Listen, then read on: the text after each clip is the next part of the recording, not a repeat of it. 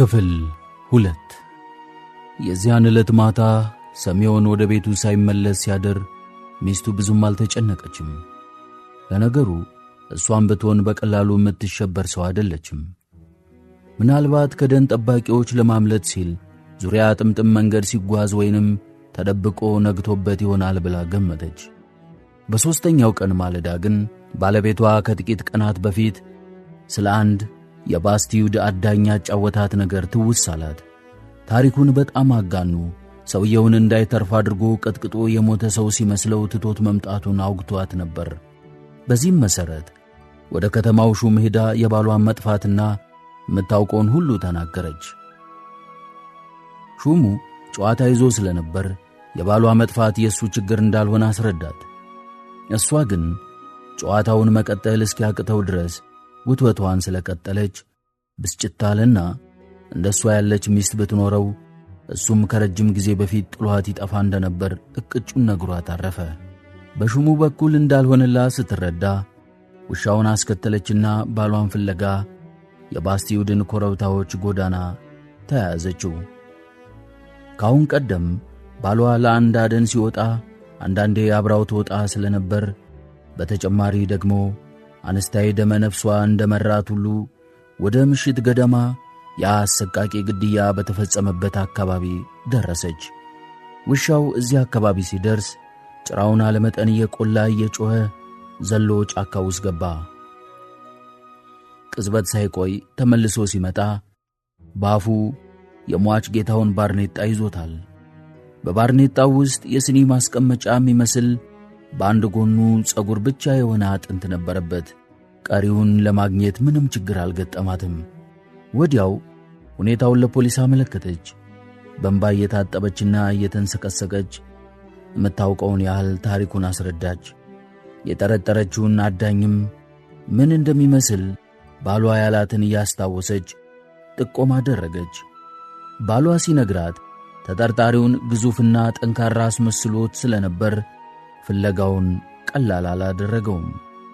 ፖሊሶቹ ጎልያድን የሚያክል ጠረንገሎ ሲፈልጉ ሰንብተው በስምንተኛው ቀን እስትንፋስ ቤት ደረሱ። ጠመንጃውን ይዞ እንዲከተላቸው በትሕትና ሲጠይቁት መሣሪያውን በፊተኛው ሳምንት ፖስተኛው ወስዶ ለሰሪ እንደሰጠለትና እስካሁን እንዳልተመለሰለት አስረዳ።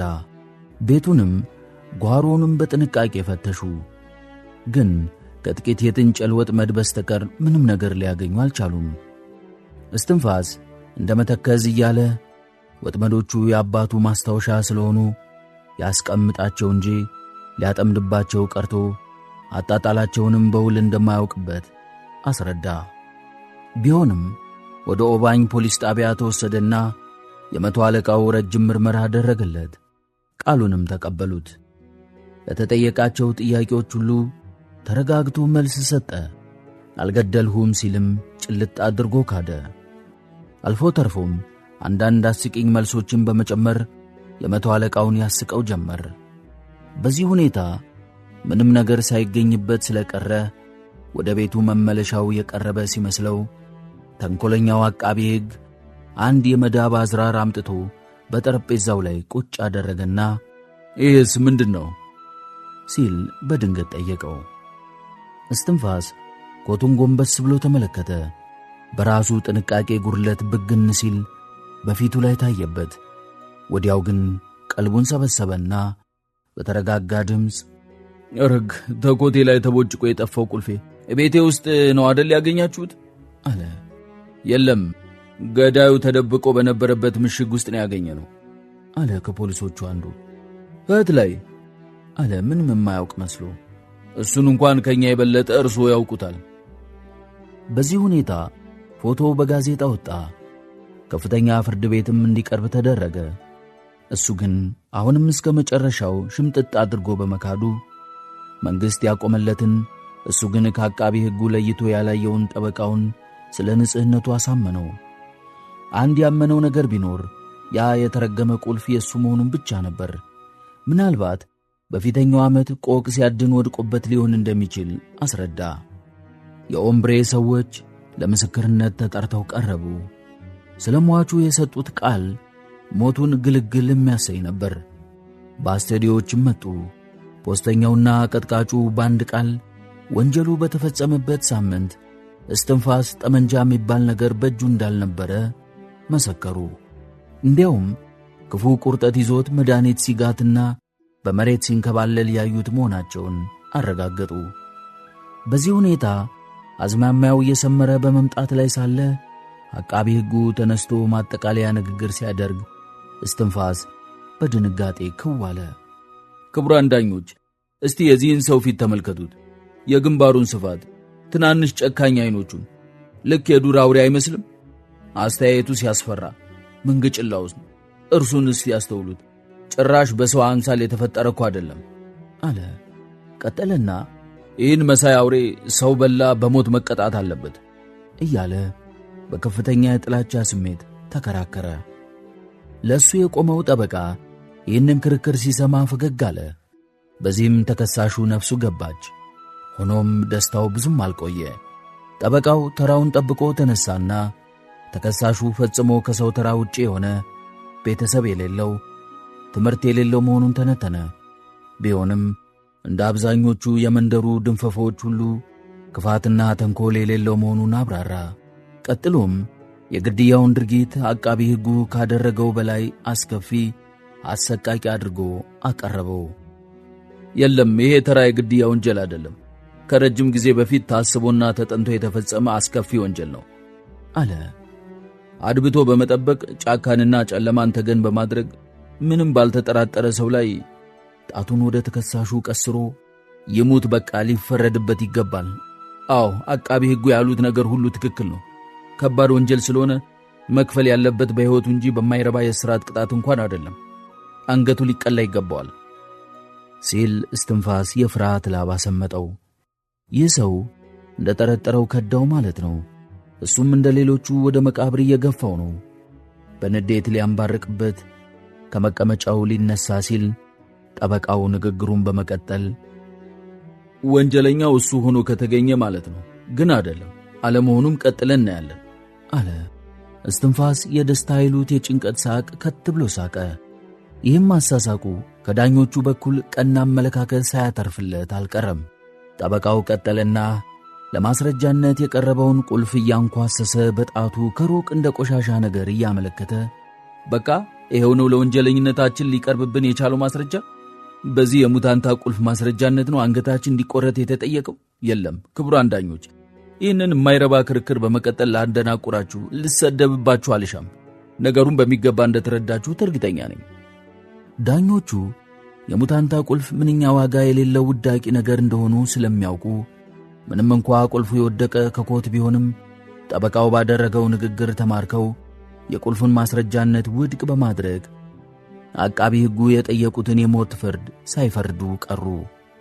እስትንፋስ በነጻ ተለቀቀ። ከተከላካይ ጠበቃው ጋርም እጅ ለእጅ ተያይዘው በኩራት እየተጀነኑ ከፍርድ ቤት ወጡ።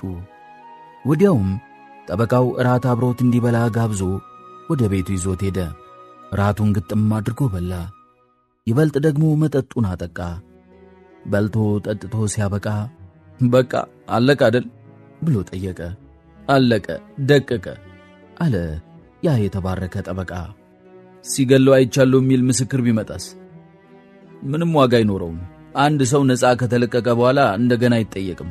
ዳኝነት ከተሰጠ ተሰጠ ነው። በቃ አይገለበጥም።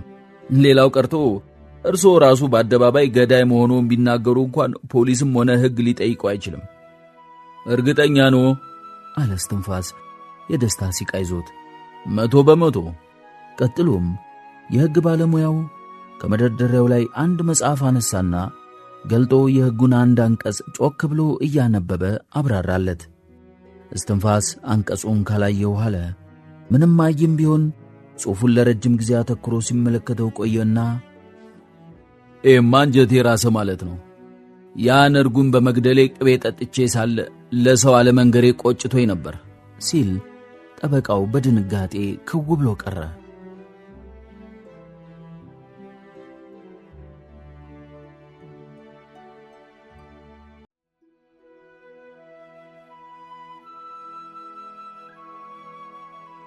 በማግስቱ ወደ መንደሩ ሲመለስ የመንደሩ ሹም ፍሌክሴን ባልሰራው ወንጀል ተከሶ ሲጉላላ ከሰነበተ በኋላ በንጽህናው ነፃ ከተለቀቀው የመንደራቸው አባል መለስተኛ የደስታ መግለጫ ግብዣ አዘጋጀ።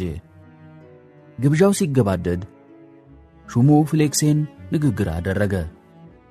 በንግግሩ ውስጥ የመንደራቸው አባል ታላበሳው ብዙ ስቃይ ሲቀበል ቢሰነብትም የየዋህ አምላክ በደህና ወደ ቤቱ ስለመለሰው የተሰማውን ጥልቅ ደስታ በመንደሩ ሰውና በራሱ ስም መግለጽ እንደጀመረ እሱንቶ አሳምሬ ነው የደፋሁት አለ እስትንፋስ ደረቱን ነፍቶ በጥፊ መታ መታ እያደረገ። ጠበቃው ተንግዲህ ብትናገርም ግድ የለም ብሎኛል። አዎ እኔ ነኝ የገደልኩት። ጅሎ አላወቅነውም አሉህ አለ ፍሎክሴን። ግን እንዲህ በጣይ በጉባኤ መናገሩ ጥሩ አይመስለኝም። አለበለዚያ አውቀህ ለተንኮል ያደረግከው ነው የሚመስልብህ። እስትንፋስ ግን እምቢ ብሎ የግድያውን ዝግጅትና ዝርዝር ሁኔታውን፣ ደፈጣውን፣ ሁሉንም ነገር ተናገረ። በጥበቡ የመንደሩ ሰው አደነቀው። በመጨረሻ በመጠጥም በኩራትም ሰክሮ በትቤት ተወጥሮ እየተጀነነ ጀብዱን እያወራ የመንደሩን መንገዶች አዳረሳቸው። እሱ ወደ ቤቱ ከገባ በኋላ እንኳን ጉራውንና ፉከራውን የገደል ማሚቶ እየተቀባበለ እንደሚደግመው እስከሚመስለው ድረስ ቀበሌውን ሞላው። ይህ ታይቶ የማይታወቅ ድርጊቱና ስለሱም በየአጋጣሚው የሚወራው ወሬ ያደገኛ ነፍሰ ገዳይነት ስም አተረፈለት። ከዚያ ጊዜ ወዲህ ከመንደሩ ውጪ ለአደን ወደሱ ክልል ዝር የሚል የለም። የፖሊስ አዛዡ ቀደም ብሎም እስትንፋስም በግድያው ወንጀል ይጠረጥረው ነበር። አሁን ከራሱ አፍ ሰማው። ቢሆንም ሕገወጥ አዳኞችን ከአካባቢው ስላባረረለት በልቡ አመስግኖታል። በሌላ በኩል ግን ይህ የተሳካ የበቀል ተግባር አለመጠን ትዕቢተኛ አደረገው። መቼም ቂሎች በለስ ሲቀናቸው ጉራቸው ሰው አያስቀምጥም። እስትንፋስ ቤቱ ማንንም አላስገባ ብሎ አንዳንዴም ጠመንጃውን አንግቶ እየተጎማለለ በእብሪት ተወጥሮ ብቻውን ይኖር ጀመር።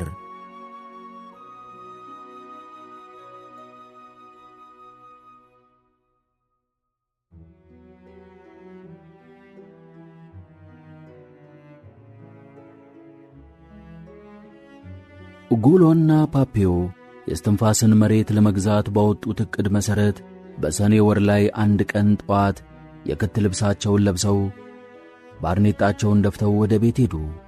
በቤቱ አጠገብ ሲደርሱ ብቸኛው እስትንፋስ ዛፍ ላይ ወጥቶ አገኙት። ለድሮው ሥራ የሚባል ነገር ነክቶ የማያውቀው ረህጥ ዛሬ ዛፍ ሲከረክም ስላየው ፓፔዮ በጣም ተገረመ። ጠጋ ብሎ ሲያስተውል ግን ወፍ የሚያጠምድበት የሙጫ እንጨት እየቆረጠ መሆኑን ተገነዘበ። ዛፉ ስር እስኪደርሱ ሰውየው ያያቸው አልመሰለም። ፓፔዮ ጭንቅላቱን ወደ ላይ አቅንቶ እንዴት አደርክ ማሪዮስ፣ ደህና ነህ አለ። ደህና ብሆን ባልሆን ምን ቸገረህ አለና እስትንፋስ መቀሱን ማንቀጫቀጩን ቀጠለ።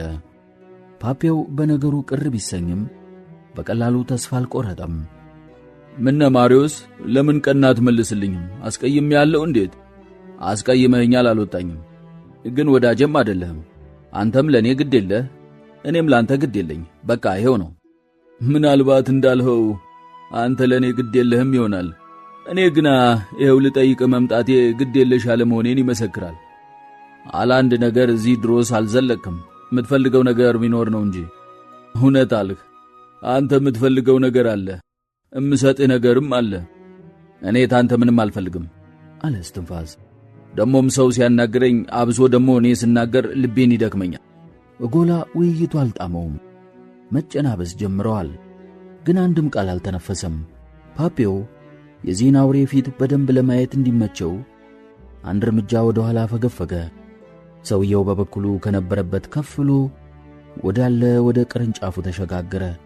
ፓፔዮ ረጋ ባለ መንፈስና በገበያ አድራጊ ቅላጼ ሰማህ ማሪዮስ፣ አላታክትህም።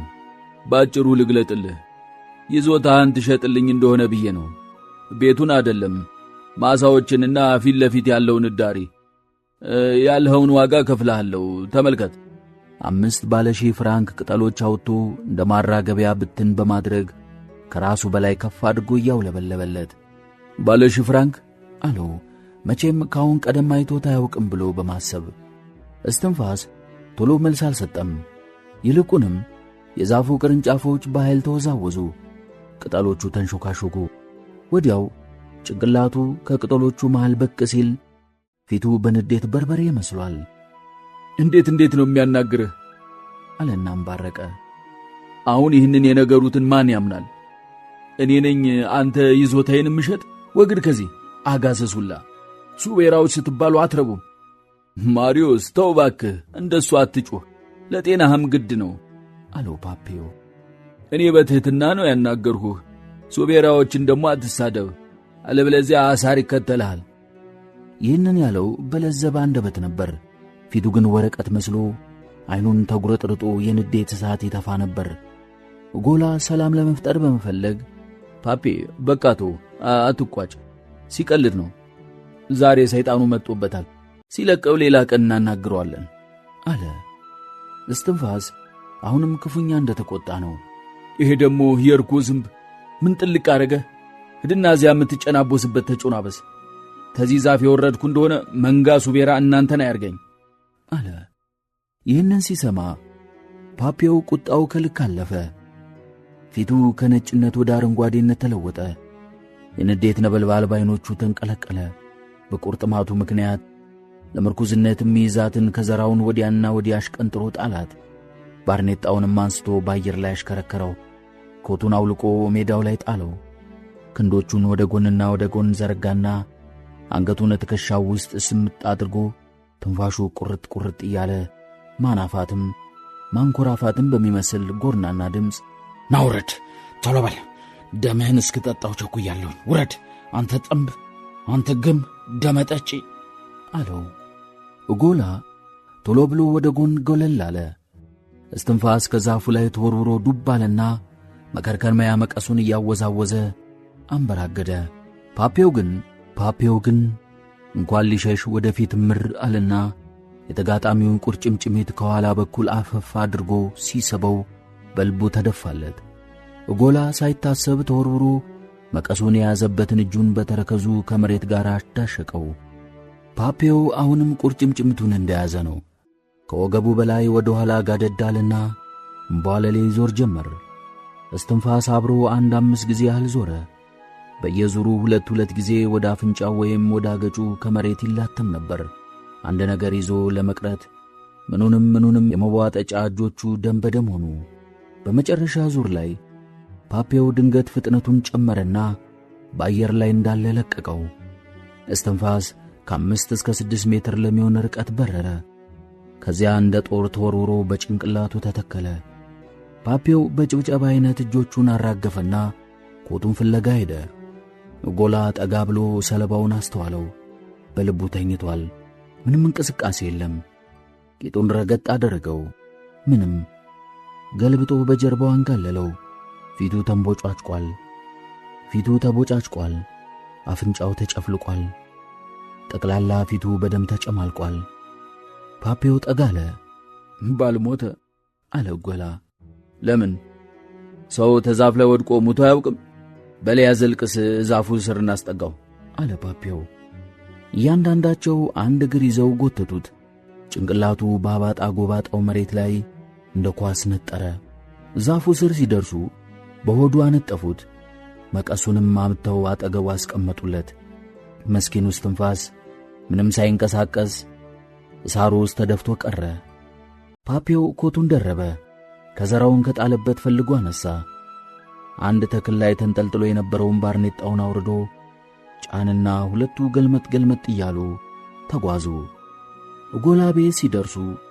ጎላ ቤት ሊደርሱ ግማሽ መንገድ ያህል ሲቀራቸው የአበባው ነገር ውሃ በላው ማለት ነው አለ ጎላ።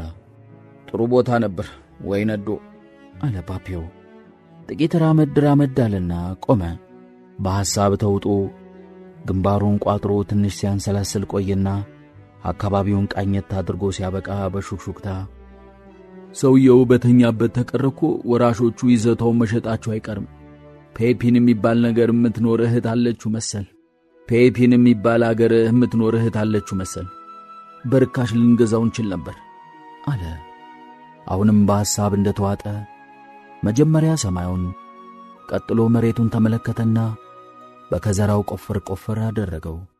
እጎላ እጆቹን በኪሶቹ ከቶ ቆሞ ጠበቀው።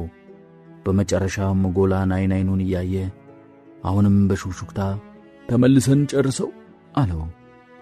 በስማ ምን ነካ? አሁንም ሰው ሳያየን ቀርቶ ብለህ ነው? ና እባክህ ፓፔ ና እያለ ያዙ ይልቀቁኝ ሲል የነበረውን ሽማግሌ አጎቱን እየጎተተ ይዞት ሄደ።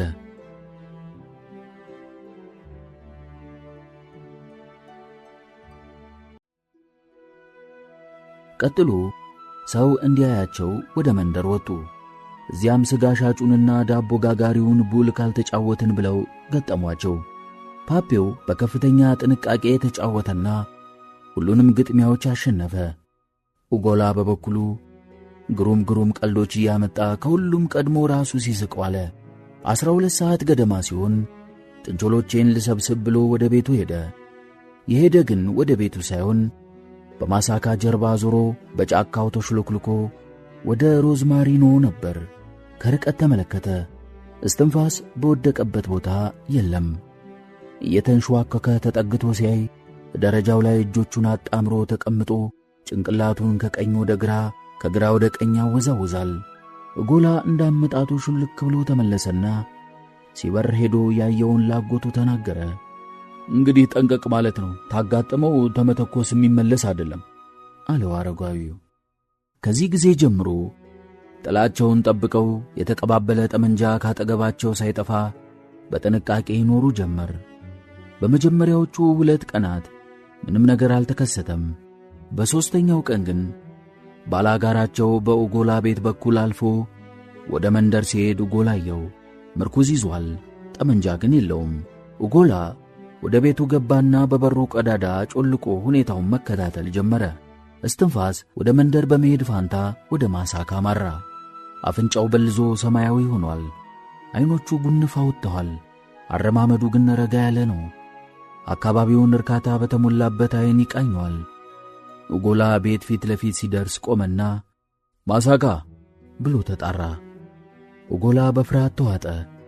ማሳካ ማለት የኡጎላ ቤት የቀድሞ ባለቤት ነበር። ከሞተ 10 ዓመት ሆኖታል።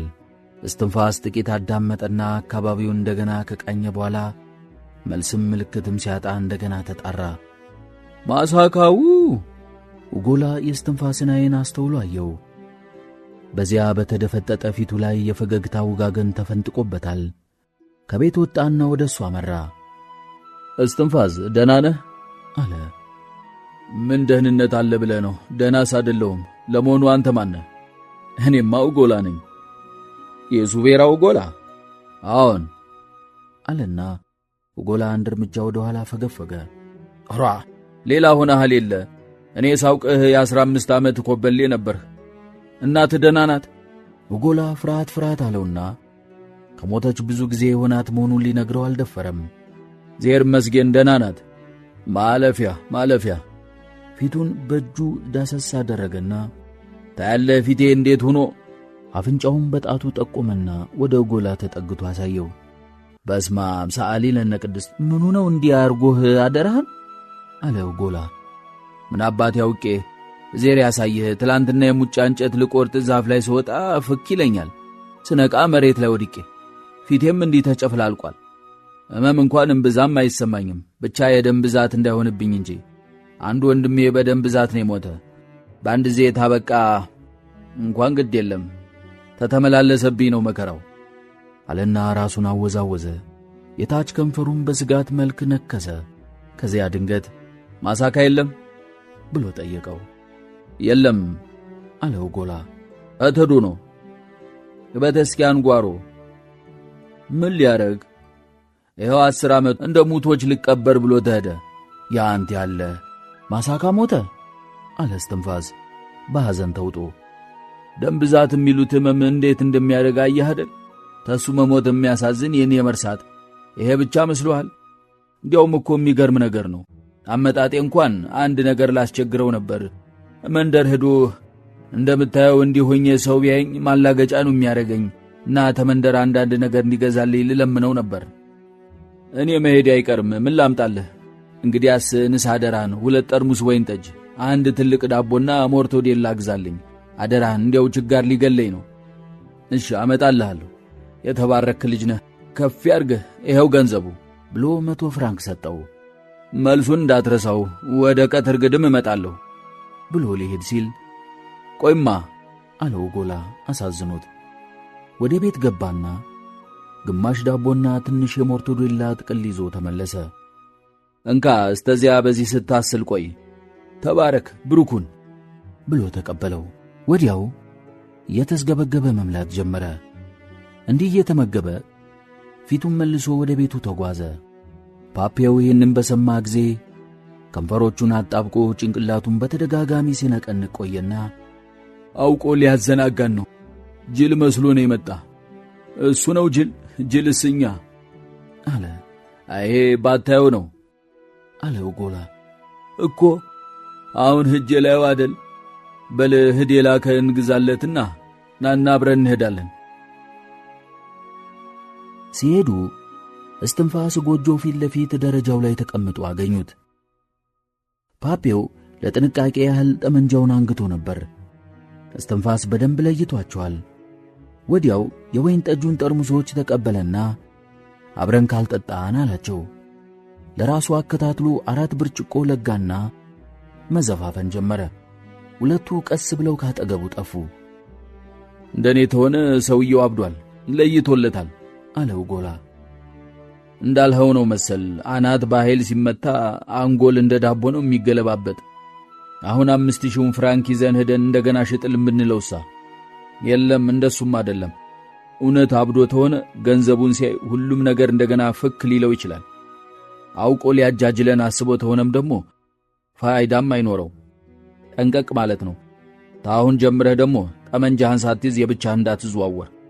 በማይረባ ነገር ሰው መግደሉን ታውቃለህ። አንተን 2ኛ እኔን ደግሞ 3ኛ ሬሳ እንዳያረገን አደራህን ጠንቀቅ በል። ከዚህ ቀን ጀምሮ እንቅስቃሴያቸው ሁሉ ጥንቃቄ የተሞላበት ሆነ። ወደ ቤታቸው ከገቡ በኋላም በራቸውን ቶሎ ብለው ይቀረቅራሉ። ሲተኙም የጎረሰ ጠመንጃ ምንጊዜም ከራስጌያቸው አይጠፋም።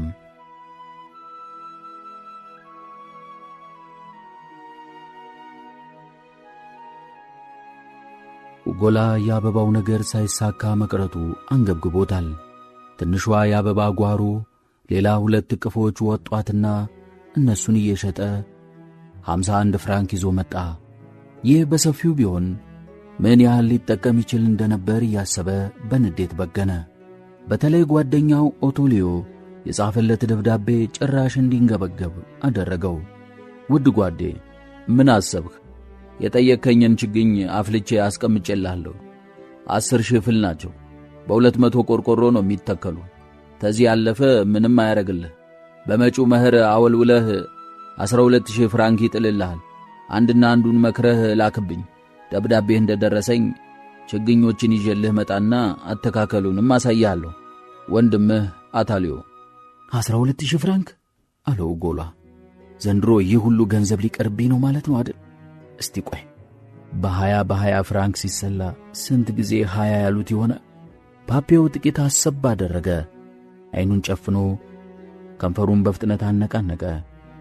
ከዚያ በጣቱ ቆጠር አደረገና በአንድ ቦርሳ ሙሉ ሳይሆን ይቀራል ሲል መለሰ። እና እንዴት አንድ ቦርሳ ሙሉ 20 ፍራንክ ይቀር? ታሁን ወዲያስ አልጠብቅም። አሁንም ይደርሳል። ነገ ማለዳ ተነስቼ በቡሌ መንዶሬ ዞር ብል የሚከራይ ማሳና ውሃ ላጣ። ጄሚኖስ ተሚባል መንደር መሬት እንደ ልብ ነው አሉ። እዚያ ሄጄ መትከል አለብኝ ሲል ፓፒው ቅንድቡ ተሰቀለ። አይኑ ጉርጥርጥ አለ። እሱን እንኳን እርሳው አለ። ቆይ ላስረዳ። በቃ ሌላ ጨዋታ አምጣ አለና ፓፒው ጠረጴዛውን በቡጢ ነረተው። እንጀራ ይወጣልኛል ብሎ ወደ ሌላ መንደር መሰደድ በባስቲውድ ታላቅ ነውር ነው።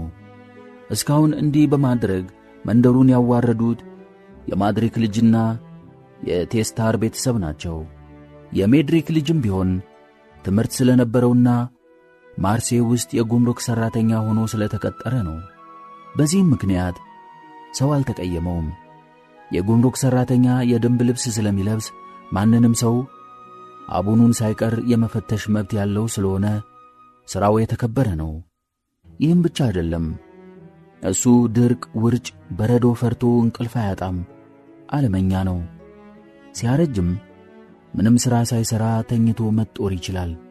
እዚህ በአስቲውድ ተቀምጦ እንዲህ ያለ ሙያ ለማግኘት የማይቻል ነው። እነዚያ የቴስታር ቤተሰብ ግን የተሻለ መሬት አገኘን ብለው ሌላ መንደር ሄደው መጫር በመጀመራቸው ትብታቸው የተቀበረበትን መንደር ስም አጥፍተዋል፣ ክብሩንም አጉድፈዋል። የመንደሩ ሰው ሁላ በእነሱ ባድማ በኩል ሲያልፍ ጢቅ ሳይልበት አያልፍም። ደሞስ ውጭ አገር ሄዶ ሀብት ንብረትን ማፍራት ምን ዋጋ አለው? ከዘመድ ከወዳጅ ጋር ካልተቃመሱት ደሞ ጎረቤትህ ያንተን ሀብት እያየ በና ተረር ሲል ካላየኸው ምን ፋይዳ አለው? ከሁሉም በላይ ግን የሱቤራ ቤተሰብ እንደ መንደሩ ባላባቶች እንደ ባህሉና ወጉ ሚስጥሩ ጠባቂዎች አድርገው ነው ራሳቸውን የሚቆጥሩት። ፓፔው የተቆጣበትን ምክንያት በጥልቅ መርምሮ የተረዳው ጎላ መንደሩን ጥሎ ለመኮብለል በማሰቡ ኀፍረት ተሰማው።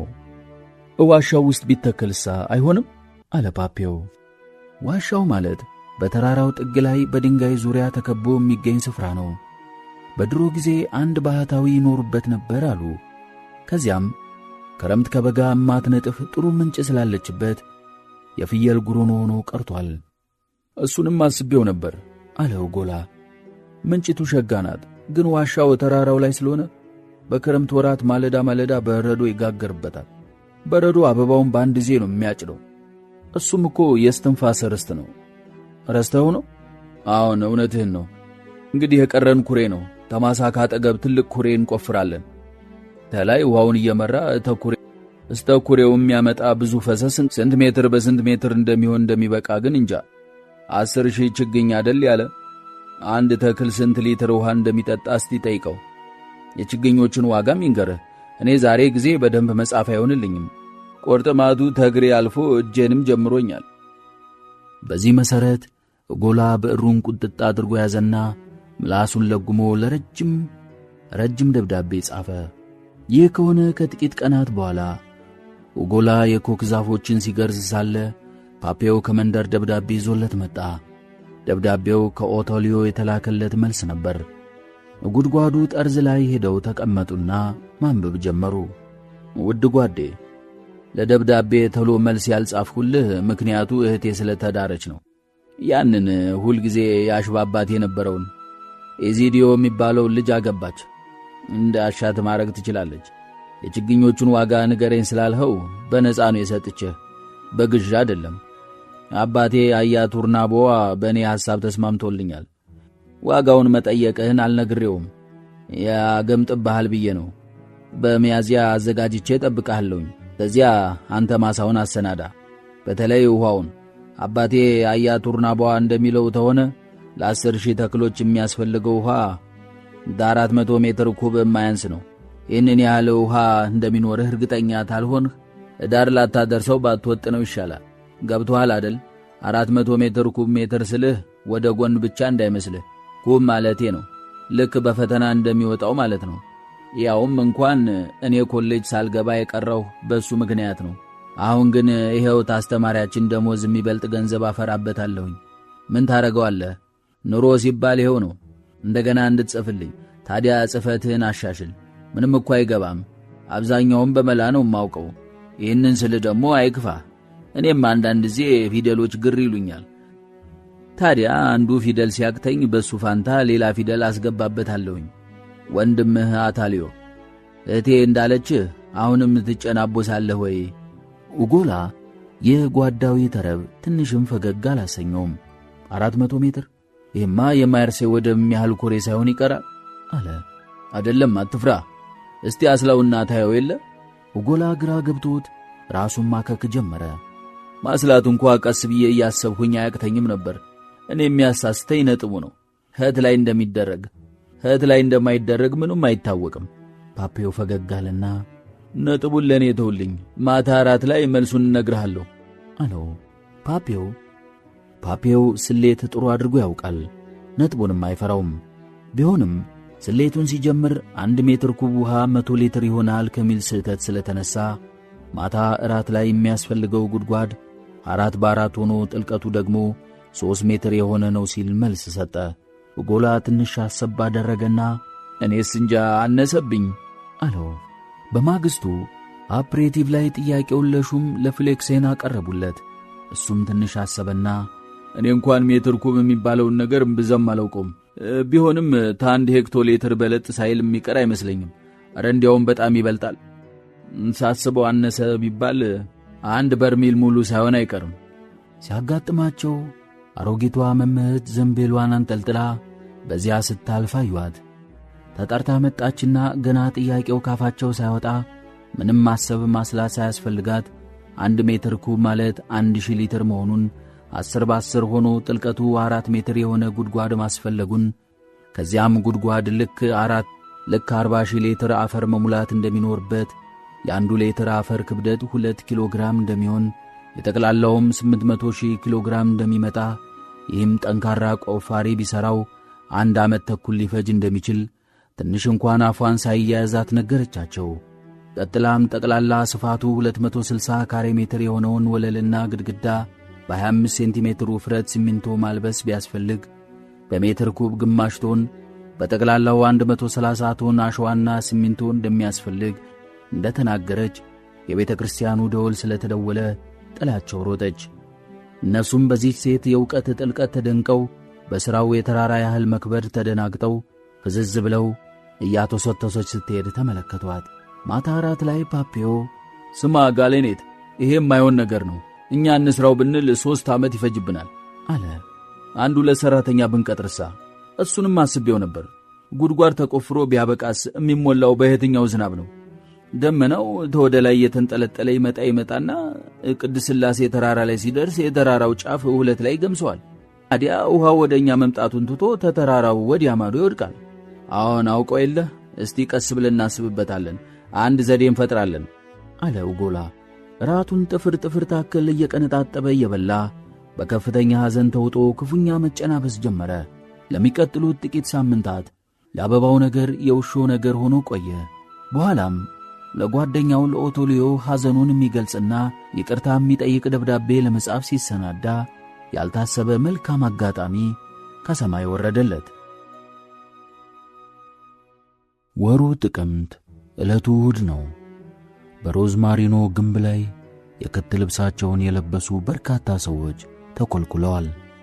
ጠቢቡ አንግላንድ በካብሪዳንና በፍሎክሴን መሃል ተቀምጧል። ሁለቱ ልጆቹ የአጥሩን ዕድሜ አንስተው እየተንተባተቡ ይወያያሉ። ክላሪዮስ ከኦምብሬ ድረስ መጥቶ ተንከባካቢ ያጡትን ዛፎች እየተመለከተ ጭንቅላቱን በሐዘኔታ ይነቀንቃል። በተከፈተው መስኮት ፊት ለፊት 3 ሰዎች አሉ፣ ካዝሜር፣ ኤልያንሲንና ካብሪዳን። እነዚህ 3ቱ ጸጥ ብለዋል። በወጥ ቤቱ ውስጥ በመከናወን ላይ ያለ አንድ እንግዳ ድርጊት ትኩረታቸውን ስቦታል። እስትንፋስ በወንበር ላይ ተቀምጧል። ዓይኖቹ ፍጥጥ እንዳሉ ናቸው።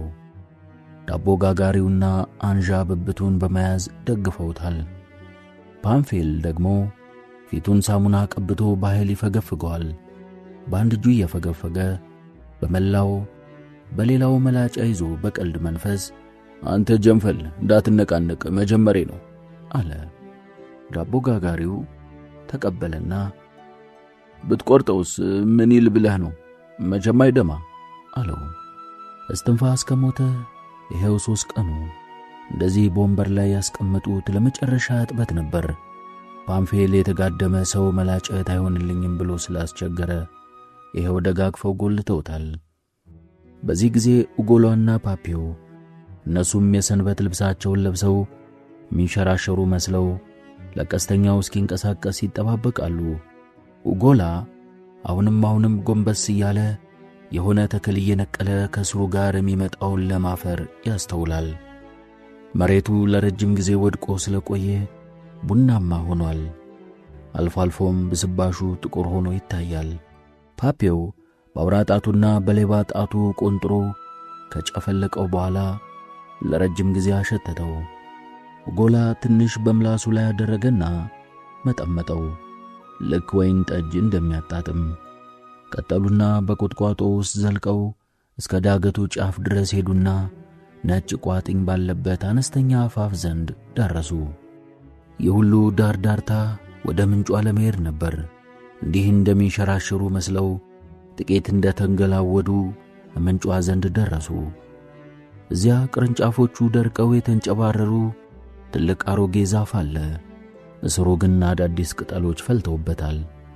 ፓፔው ውሸቱን ጣቱን ፊት ለፊት ቀስሮ ዳገቱን እያመለከተ ልክ እዚያ ዘንዳ ነው ያለች፣ ዛፉ ስር ስፋቱ አንድ ሰው የሚያስገባ፣ ወደ ታይ ደግሞ የኔን ቁመት የሚያጠልቅ ጉድጓድ ነበረ። ጎንና ጎኑ አልተከቡም። በአንድ በኩል ቋጥኝ አለ፣ በሌላ በኩል ደግሞ አፈር ነው። በቋጥኙ ጥግ ተስር ቤሳ የሚያህል ክብ ቀዳዳ አለ፣ ምንጭቱ የምትፈልቅበት ማለት ነው። ጉድጓዷን ግን ሞልተዋታል፣ አትታወቅም። በባሊ ነበር የምትቀዳ። ከአሟ ዘርጢው የዋዛ ሰው አልነበረም። ማሳዎቹ ተምንጭቱ ወረድ ብለው አደል ያሉ። እዲያ ውሃውን በፈሰሰ እየመራ ወደ ማሳ ወሰደው። ፈሰሱን በሸህላ አወጣው፣ መልሶ ደግሞ በአፈር ላይ ተሸፈነ። እንተዚያ ጉድጓዱን ግጥም አድርጎ ዘጋው። እንዲያ ሆኖ እኮ ነው የተሰወረ። ውሃ ግን ውሽጥ ለውሽጥ በመፍሰሱ ወደ ማሳው ይሄድለታል። እንዲህ እየተወያዩ በጫካው ውስጥ አልፈው ከቁጥቋጦ መሃል ዘለል ብሎ የሚታይ የሸምበቆ ተክል ዘንድ ደረሱ። የፈሰሱ መጨረሻዬ ነው አለ ፓፔው። ከሸምበቆቹ ግር ስር በተጋገረው ብስባሽ መሃል ቄጤማ ብቅ ብሎ ይታያል። ፓፔው በሰማይ የሚያንዣብቡትን አሞሮች እንደሚያይ ሽቅብ አንጋጦ ይታያል እዚህ በእግሬ ዙሪያ አለ። ውሃው ፍጭጭ ፍጭጭ ይላል። መውጫ አጦ ነው እንጂ አለበት። ትንሽም አትቆይ ስትወጣ። እስቲ አሁን ይህንን ሁላ ሲሳይ አዳፍኖ ማኖርን ምን ይሉታል? እንኳንም አፈረጥኩትኝ። አንድ ሰው ብቻ እኮ አይደለም የገደሉ፣ 10 ጊዜ ነፍስ ገዳይ ነው። 4 ሰዎች ተጋግዘው እስትንፋስን ሬሳ ሳጥኑ ውስጥ ከተቱት። ፊቱ በጣም ንጹሕ ከመሆኑ የተነሳ ሌላ ሰው መስሏል። እንደ እውነቱ ከሆነ የመጨረሻው እጥበቱ የመጀመሪያው መሆኑ በግልጽ ይታያል። አናጢው ሳጥኑን ለመግጠም ሲያሰናዳ ቀጭቃጩ በድንገት ቆይ እስቲ አንድ አደን አብረን ወጠን፣ ገና ፊት ነው ሳይታመም እሳችንን አብረን ስንበላ ጠመንጃውን አሳየኝና ብቸኛው ባልንጀራዬ ይሄ ነው፣ ስሞት አደር አብራችሁኝ እንድትቀብሩት ብሎኛል አለ። ይህንን የመሰለ ጠመንጃ መቅበር ሞኝነት አይሆንም አለ ዳቦ ጋጋሪው። ደሞስ ሰማይ ደጅ ጠመንጃ ምን ሊያደርግለት ነው አለ ፓንፌል። ደሞ ባንዱ መላክ ይተኩስና የመንግሥተ ሰማያት መግቢያ ይለፉን እንዳይከለከል። እባካችሁን አሁን የቀልድ ጊዜ አይደለም አለ ቀጭቃጩ። በእኔ አስተሳሰብ ጠመንጃውን አብረን እንቅበረው። ለምን? የሙት ፈቃድ ክቡር ነው። ጠመንጃውን አምጥቶ አፈሙዙ ትከሻው ላይ እንዲውል አድርጎ በሬሳው ግራ ክንድ ላይ አጋደመው። እስትንፋስ እንዲህ ሲታይ ገነት በር ላይ ዘብ ለመቆም ተረኛው ነው የሚሄድ ይመስል ነበር። ፓንፌል ሳጥኑን ገጥሞ ሚስማሩን ሲመታ ሳለ ቄሱ በዲያቆናታቸው ታጅበው ደረሱ። 6 ሰዎች ሳጥኑን ተሸክመውት ከኋላ ቄሱና ዲያቆናቱ እንዲሁም ወደ 30 የሚጠጉ ገበሬዎች እየተከተሉ ጉዞ ተጀመረ። እስትንፋስ በዚህ ሁኔታ የመጨረሻ ጉዞውን ተጓዘ። አስከሬኑ ኮረብታው ጫፍ ላይ ብቅ ብሎ ወደ መንደሩ ሲያመራ የቤተ ክርስቲያኑ ደወል ተሰማ። በዚህ ጊዜ ፌሌክሴን ዳቦ ጋጋሪውን ጠመንጃው አልጎርሶ እንደሆነ አጣርታል ብሎ ጠየቀው። የለም ትዝም አልብሎኝ፣ ይሄ ጠመንጃ እንዲያው ምንም አያስታውቅ አለ። እኔ ግን ጎርሷል ባይ ነኝ። ለሌሊት እየመጣ የሚጠብቀው አንድ ከርከሩ አለ። ስለዚህ ምክንያት ሁልጊዜ ወደ ቤቱ ሲመላለስ ያቀባብለዋል። ዋ እንዲያ ተሆነማ ሊጨርሰን ነው ማለት ነው። በዚያ ላይ ደግሞ ቶሎ እንዲተኮስ እያለ ምላጩም ወርዶ አልስልሶታል። በነፋስ ይተኮሳል ሲል በጆሮዬ ሰምቼዋለሁ። ይሄ ወሬ ለአስከሬኑ አጃቢዎች ሁሉ ተዳረሰ። ፍሎክሴን ከቄሱ ኋላ ይሄድ ነበርና ዞር ብሎ መጠበቂያ የለውም እንዴት አለ። እኔስ እንጃ ያለውም አይመስለኝ አለ ቀጥቃጩ። ከኋላ ሰልፉ ትንሽ ተፋለሰ። የጠመንጃው አፈሙዝ ልክ በፊታቸው ትይዩ ነበር። ጥቂት እንደተራመዱ 2 ረድፍ ተፈጠረና ለጥይት ማለፊያ የሚሆን ሰፋ ያለ ቦታ ተተወ። ቄሱ ግን ስላልሰሙ ዝም ብለው ይከተላሉ። ቢሞቱም ያው ከመንግሥተ ሰማያት የከፋ ነገር ስለማይመጣባቸው ብዙም የተጨነቀላቸው ሰው የለም። በቀብሩ ስነ ስርዓት ወቅት ፓፔዮ ፊቱን ቅጭም አድርጎ ሐዘንተኛ መስሎ አለ። ኡጎላ ግን ሳይታወቀው ይስቅና ይዘፋፍን ስለነበር አጎቱ አልፎ አልፎ ክንዱን ጎንተል ያደርገዋል። የቀብሩ ስነ ስርዓት እንደተፈጸመ በልማዱ መሰረት ክበቡ ውስጥ ተሰባሰቡና ሟችን በማስታወስ ጥቂት ወይን ጠጅ ጠጡ። ኡጎላና ፓፔዮ ከሽማግሌው አንግላንድ ጋር ሲያወሩ አሁን እንግዲህ ወራሽ አንተ ነህ ማለት ነው አለ ፓፔዮ። የለም ዝምድና መኖሩን አለን፣ ግን የሩቅ ነው። የአባቱ እናት የአያቴ አጎታቸው ልጅ ናት። ላንተም ትንሽ ይደርሳል ማለት ነው። ኧረ አይደርሰኝም፣ ሁሉንም እህቱ ናት የምትወስድ። እኛም እኮ ዝምድና አለነ አለ ካዝሚር። የስትንፋስና የፍሎሬት አባት የካሙዋ ዙርጢው አባት ካሙዋ አንድ አይናው የኔን አያት እህት ያገቡ ነበሩ። ያም ደማችን አንድ ነው ማለት ነው። ቢሆንም የምትወርሰው ፍሎሬት ናት። ፓፔዮ ፒፓውን እየሞላ ቀና ብሎ ሳያቸው እስከ ዛሬ በሕይወት ያለች ይመስላችኋል ሲል ጠየቀ። ትኖር ይሆናል እንጂ አለ አንግላንድ። በዕድሜ እኮ ያንተ ትንሽ ናት። ባሏ መሞቱን አውቃለሁኝ። ኦባይ ነው አንድ ቀን ባዛር ላይ ሰው ሲያወራ የሰማሁ። አሁን እንግዲህ የተሞተ 5-6 ዓመት ይሆነዋል። እሷ ግን የሞተች አይመስለኝም። ሴቶች እኮ ኪራ ናቸው። ፍሎሬት ማናት? አለ ኡጎላ። ፓፔ ደህና አድርጎ ያውቃት ነበር አደል ሴዛር? ፓፔዮ ኪሱን እየደባበሰ ነበር ክብሬት ፍለጋ። አንግላንድ ድምፁን ዝቅ አድርጎ ፍሎሬት ካሙዋ ሸጋይቱ ሲል እህት ነው ያለችው አለ ኡጎላ። በዚህ ጊዜ ፓፔዮ ክብሪቱን አግኝቶ ፒፓውን ለኩሶ ጨርሷል። ክሪስፓን ያለች አለ። የዛን መንደር የፈረስ ፌሮ ሰሪ አግብታ ሄዳ። ቀጥሎ ባለው ጠረጴዛ ጠጅ ያሳልፍ የነበረው ፍሎክሴን ክሪስፓ ሲባል ሲሰማ ወደ ፓፔዮ ቀና ብሎ በዛቻ መልክ ማነው ክሪስፓን የሚያማ አለ። ክሬስፓ ትልቅ መንደር ነው። ከባስቲዩድ ጋር ኩታ ገጠም የሆኑ ሰፋፊ የወል ይዞታዎች አሉት።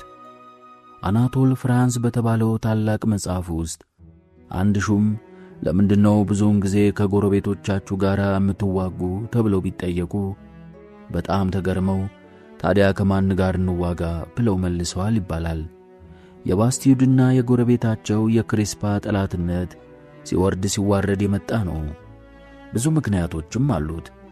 ጥሉ ከረጅም ጊዜ ጀምሮ የነበረ ነው። እንዲያውም ፍሎክሴን እንደሚለው ከሆነ ከሮማውያን የተጀመረ ሳይሆን አይቀርም። የጥሉ የመጀመሪያ መንስኤ ያው እንደምን ጊዜው ማደን ነው። ይህም ያለምንም ወጪ አብዛኛው የነዋሪዎቹ ምግብ የሚገኝበት የወጥመድ መጣል ሥራ ማለት ነው። እንግዲህ የክሪስፓ ሰዎች በተለመደው ማናለብኝ ባይነታቸው ወደ ባስቲዩድ ኮረብታዎች እየተሻገሩ ወጥመዳቸውን ይጥላሉ። በተደጋጋሚ ግጭቶች በመፈጠራቸው ባስቲዩዶቹ ክፉኛ ይቆጣሉ። እናም 12 ያህል ሴቶችና ሕፃናት ቃፊሮች በማሰማራት በከፍተኛ ደረጃ የተቀነባበረ ጥበቃ ይጀምሩና በክልላቸው ሲያድን የያዙትን የክሪስፓ ሰው ሁሉ ለ4-5 እየተጋገዙ ደና አድርገው እያቀመሱ ይልኩት ጀመር። በዚህ ጊዜ የፓርላማ አባል የነበረ አንድ የክሪስፓ ሰው ነበረ። ይህ ሰው የውትድርና አገልግሎታቸውን አጠናቀው ከተመለሱት የመንደሩ ልጆች አንደኛውን የኦባኝ የፖሊስ አዛዥ አድርጎ ይሾመዋል። አዛዡ በወጣትነቱ የባስቲዩዶችን ከርን የቀመሰ ኖሮ በአይነ ቁራኛ እየተከታተለ 3 ባስቲዩዶችን እየከሰሰ አስቀጣ። 4ኛ ግን ለማስቀጣት ሳይችል ቀረ። ምነው ቢሉ አንድ ቀን ዛፍ ላይ ተሰቅሎ ተገኘ። ማን እንደሰቀለው ምንም የተገኘ ፍንጭ አልነበረም። ክሪስፓዎች የአዛዡ ደመከልብ ሆኖ እንዲቀር አላደረጉም።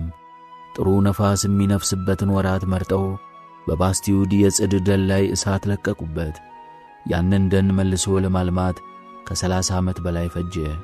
ከዚህ ቃጠሎ በኋላ ግን ጦርነቱ ጋብ አለ። ክሪስፓ ባለጸጋ መንደር እየሆነ መጣ። ከከርሰ ምድሩ ማዕድኑን ማውጣት ጀመረ። መንግሥት ደግሞ መስኖ ስለሰራላቸው አርሰው መብላት ቻሉ። ከዚህ በኋላ 1 ጥንቸል ወይም 5 ጅግራዎች ለነሱ ብዙም ከቁም ነገር የሚገቡ አልሆኑም። በአጠቃላይ ሌላ የኑሮ ዘዴ ያገኙ። ይህም ለክፋታቸው ሌላ ማረጋገጫ ሆነ። በረዶ ያዘለ ደመና ሲመጣ ያዩ እንደሆን መድፍ ይተኩሱበታል። በዚህ ጊዜ በክፋታቸው እግዚአብሔር ተቆጥቶ የላከባቸው በረዶ እነሱም መምታት ሲኖርበት ወደ ባስቲዩድ ይመጣና ያችኑ ቀጫጫ የወይን ተክላቸውን ድራሿን ያጠፋባቸዋል። ይህም አልበቃ ብሎ የዝንቧ ታሪክ ታከለበት። ክሬስፓዎች ብዙ የወይራ ዛፍ አልነበራቸውም። የወይን ተክል እናበቅልበታለን እያሉ በብዙ መቶ የሚቆጠሩ ዛፎችን ገርስሰዋል። የቀሩትንም እምብዛም አይንከባከቧቸውም። በዚህ የተነሳ የወይራ ዝንቦች እየተራቡባቸው በጸደይ ወራት ነፋስ የተነሳ እንደሆነ እነዚህን ዝንቦች ጠራርጎ አምጥቶ በባስቲዩድ ላይ ያፈሳቸዋል። ዝንቦቹ ከዓመት ሰብል ግማሹን ውድም ያደርጉታል። በዚህ አይነት ባስቲዲዮቹ ተቆጥተው የማያልቅ ሮሮ ነበራቸው። ሮሮው ከአባት ለልጅ በሚተላለፍበት ጊዜ እየተጋነነ እየተጨማመረበት የጎደለው እየተሞላ ሄደ። ክሬስፓዎች በበኩላቸው ከዚህ ያላነሰ ሮሮ ነበራቸው። ስለ ባስቲዩድ ሰዎች፣ ስለ ባስቲድ ሰዎች ሲናገሩም የቅድመ ታሪክ ርዝራዦች፣ በአመዛኙ ጅሎች፣ እብዶችና ነፍሰ ገዳዮች ይሏቸዋል። በመሠረቱ ግን የሁለቱም መንደሮች ሰዎች እንደ ወንድማማች የሚመሳሰሉና ከውጭ ሲታዩ ደስተኛና ደጋግ መስለው ሁሉም በምቀኝነት በጥርጣሬና በሚስጥረኝነት የተካኑ ናቸው። ይኸውልህ የፍሎሬትን ጋብቻ አንስተን ስንደክም እኛንን ስለ ክሪስፓ ያወራን አለ አንግላድ። እዚያ ሰርግ ላይ አንተም ኖረሃል? እንዴታ! ተወደድና አገልግሎት ገና መመለሴ ነበር። ያው እንግዲህ ወደ 40 ዘመን መሆኑ አይደል? እኔ ግን ያን ጊዜ ተዚህ በጣም ሩቅ ነበሩ አለ ፓፒዮ። አፍሪካ ወታደራዊ ሆስፒታል ውስጥ ተመልሼ ስመጣ ሰርጉ ዓመት አልፎት ነበር። ቢሆንም የጦርነቱን ታሪክ አባቴ ያጫውቶኛል። እቱ ጦርነት አለ ኤልያሴን ገልጃጀው ጠጋ ብሎ ጠየቀ። የሰርጉን ጦርነት ነዋ። ወጣቶቹ ጠጋ ጠጋ ብለው ክብ ሰሩና ብርጭቆቻቸውን እንደጨበጡ ማድመጥ ጀመሩ። አንግላድ ታሪኩን ቀጠለ። ፍሎሬት ካሙዋ ማለት እጡብ ድንቅ ያሰኘች እዚህ ቦታ ቀርቶሻል የማትባል ሸጋ ነበረች።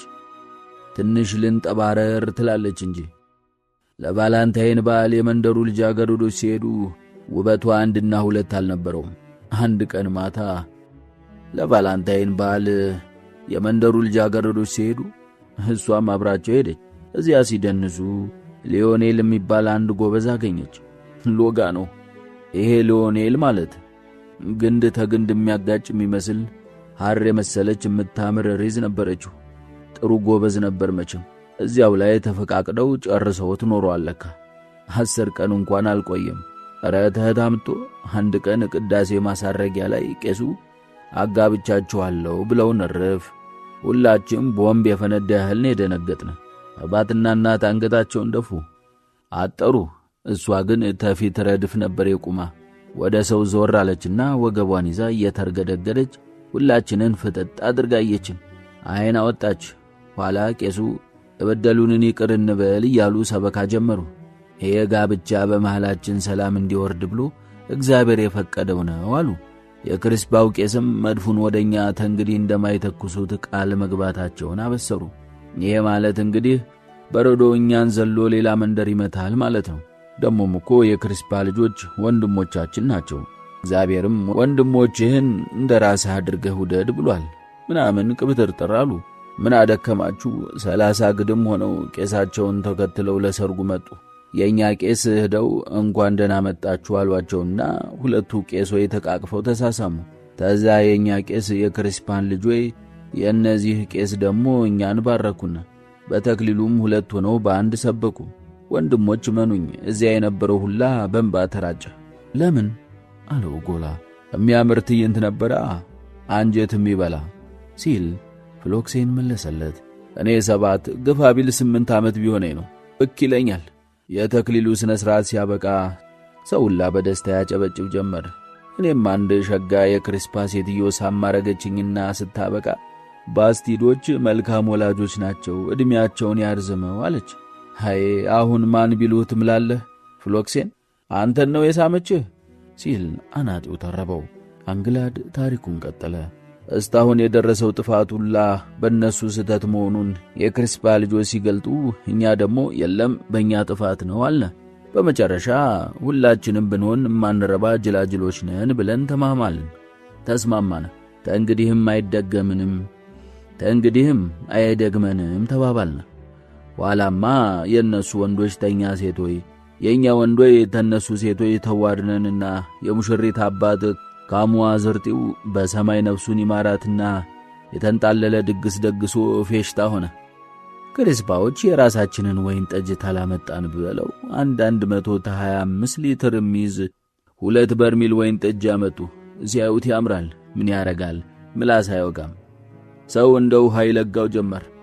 ሽማግሌው ሜድሪክ መቼም አዙሮ አያይ እንዴት ይህንን የመሰለ ቦምብ ጠጅ ሆኑላችሁ ጣላችሁት ሲል በጎሜ ጠቅ አረጋቸው። ለክፋት ያለው እኮ አልነበረም። ይህንን የሰማች አንዲት የነሱ ሴት የእኛን ዶሮ የጥንባንሳ ሥጋ መስሎኝ ነበር ስትል ብድሯን መለሰች። ሁሉም በዚህን ካስላንትያ ውሽጥ አባሪ ገባና አንዳንድ ሲባባል በመጨረሻ ቅልጥ ያለ አምባጓሮ ተነሳ። ጠረጴዛዎች የጦር ሜዳ ሆኑ። ምንም ሳይቆዩ የጦር ሜዳዎቹ በያሉበት ይገረሰሱ ጀመር። ምድር ቁና ሆነ። እኔና ካዝሚር እግራሩ ላይ ወጥተን አንድም ነገር ሳያመልጠን ሁሉንም እናይ ነበር አለ ፍሎክሴን። በጣም ደስ የሚል ነበር አለ ካዝሚር ተቀብሎ። ሴቶቹ በጥፍራቸው ሲሞነጫጨሩ፣ ወንዶቹ ተናንቀው ሲንከባለሉ፣ ሁሉም በየፊናው በርግጫ እየተዳቃ ጩኸቱን ያቀልጠው ነበር። ሁለቱ ቄሶች ደግሞ ቀጠለ አንግላድ አርፈው ቢመለከቱ የሚሻላቸውን ገላጋይ ገብተው ስንት መከራ ደረሰባቸው። የኛውን ቄስ አንዱ ክሪስፓዊ በሞርቴዴላ ማጅራታቸውን ብሎ ከነቸራቸው።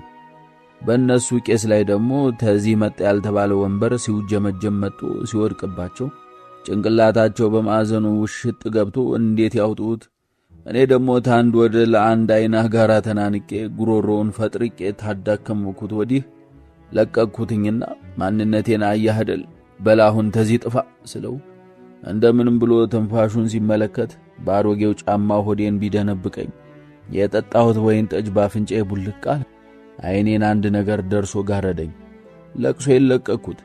ስሮጥ ሄጄ እግራሩ ስር ተደበቅኩኝና ሳልና ትፋት ያጣድፈኝ ጀመር። ለአንድ ዘመድ የሆነኝ ነበር የዛን ዕለት ያፈሰስኩት እንባ። በመጨረሻ ሸረር ብሎልኝ ስነሳ አባ ካሙዋ ሙሽሮቹን በጋሪው ጭኖ ሲሄድ አየሁት። ከዚያ ቀን ጀምሮ በክሪስፓዎችና በእኛ መሃል ጠላትነት ተምንጊዜውም የከፋ ሆነ። ሙሽሪት ፍሎሬትም ተነሱ ጋር ሰምና ወርቅ ሆና ለምዳ ቀረች። በዚያ ጠባይዋ መቼም ህትም ትለምዳለች ብዬ አላምንም አለ ባፔው። የወንድሟን መሞት የሚያረዳ ኦፊሴላዊ ደብዳቤ ጽፌላታለሁ አለ ፍሌክሴን። ግን ተነገ ወዲህ አይደርሳትም። በሕይወት ታለች ንብረቱን ለመውረስ መምጣቱ አይቀርም። እርግጥ ነው ወራሽ እሷ ናት አለ ዳቦ ጋጋሪው። እጎላ አንገቱን ዞር ብሎ ሲያየው ሽማግሌው ውርሱን ለማንጓጠጥ ከንፈሩን ዘልጧል። ምን የሚወረስ ነገር አለና አለ እጎላ። አይምሰልህ አለ አንግላድ። ምንም የሌለ የሚመስል እኮ የማይረባ እስትንፋስ ሳይሰራበት ቀርቶ ነው እንጂ ሌላው ቢቀር ቤቱ እንኳን ገና ጠንካራ እኮ ነው። ትንሽ ጥገናና ቀለም ቢያገኝ ቁልጭ ነው የሚለው። 50 የወይራ ዛፎቹን ተወኝ አልቆላቸዋል። ትንሽ ቁጥቋጦ ብቻ ነው የሚፈልጉ። እንደገና ሊያንሰራፉ ይችላሉ። 10 ጊዜ ቢኮተኮቱ የሞተ ሰው የማንሳት ያህል ነው። ወደ 30 የሚጠጉ የኮክ ዛፎች ቀጠለ አንግላድ። 2 ሄክታርም ለም መሬት ለጥ ባለ ሜዳ ላይ አለው። ልክ ነህ፣ ግን ዝናብ ጠብ የማይልበት ስርፍ ነው። እኛም በዚህ አካባቢ አንድ ትንሽ ማሳ አለን። በዚሁ በዝናብ እጥረት የተነሳ ዘርተነው አናውቅም። ደመናው ሲያጉረመርም ይሰማል። እየተጥመለመለ ሲመጣ ሲያዩት በጣም ያስጎመጃል። ግን ምን ያደርጋል፣ መጥቶ ቅድስት ሥላሴ ጋራ ጫፍ ሲደርስ ለሁለት ግምስ ብሎ ይከፈልና ዝናቡ ተጋራ ወዲያ ማዶ ይጥላል። እዚህኛ ዘንድ ጥቂት ጠብታ ብቻ ያካፋል። እንደምትለው ሊሆን ይችላል አለ አንግላድ። ብቻ ምናልባት እናንተ አታውቁም ይሆናል እንጂ እስትንፋስ ይዞታ ላይ እኮ ምንጭ አለች። ኦጎላ ደነገጠና ጭንብስብስ ወጣ። ድሮ ነዋ አለ ፓፒዮ። ድሮ ትንሽ ምንጭ ነበረች። አይ በዓይኔ አይቻታለሁኝ አለ አንግላድ። ልክ የኔን ክንድም ያህል ሸጥ ይፈሳት ነበር። ጥሩ ምንጭ ነበረች። እኔም በልጅነቴ ታባቴ ጋር አደን ስንወጣ አይቻታለሁኝ። በልጅ ልቦናዬ ትልቅ ምንጭ እንደነበረች ፍክ ይለኛል አለ ፓንፌል። በጣም ትንሽ ልጅ ሳለህ አይታት ይሆናል ትልቅ የመሰለህ አለ ፓፒዮ። ደሞም ዝናብ ዘንቦ እንዳበቃ በጎርፍ ተሞልታ ይሆናል ያያሃት። እኔ ግን ማየት ብቻ ሳይሆን ጠጥቼላታለሁኝ። የዛሬ 40 ዓመት ግድም ይችን ጣቴን ታክል ነበር የሚፈሳት። ተዚያ ወዲህ ግን አንድየዋን ጠፍታለች። ያንንም ያህል ምንጭ እንዲህ ጥፍት ይላል ብለህ ነው? ዛሬ ማለዳ ሳልፋ አይቻታለሁኝ አለ ፓፒዮ። ክው ብላ ደርቃለች።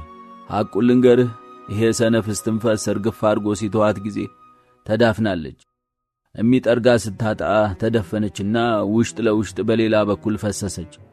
እህት እንደሰመጠች አትጠይቀኝ። ተላላይ ጉድጓድ ቢቆፈር አትወጣም አለ ካዝሜር። ከንቱ ልፋት አለ ፓፒዮ።